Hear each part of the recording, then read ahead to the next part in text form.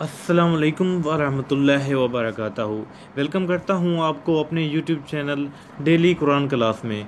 आज मैं आप दोस्तों के साथ नबी पाक सल्लल्लाहु अलैहि वसल्लम की बताई हुई बहुत ही प्यारी हदीस शेयर करूँगा। नबी पाक सल्लल्लाहु अलैहि वसल्लम की 3 वसीयतें। दोस्तों, उससे पहले अगर आपने वीडियो को लाइक नहीं किया तो वीडियो को लाइक कर दीजिए।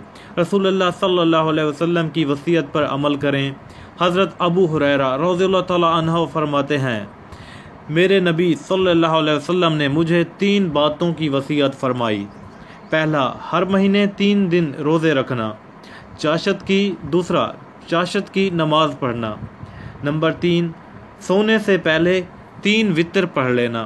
दोस्तों, एक मरतबा फिर सुन लें। हज़रत अबू हुरैरा रज़ियल्लाहु तआला अन्हु फरमाते हैं, मेरे नबी सल्लल्लाहु अलैहि वसल्लम ने मुझे 3 बातों की वसीयत फरमाई। नंबर 1, हर महीने 3 रोज़े रखना। नंबर 2, चाशत की नमाज पढ़ना। नंबर 3, सोने से पहले 3 वितर पढ़ लेना। दोस्तों, ये सही बुखारी की हदीस है, हदीस नंबर 1124।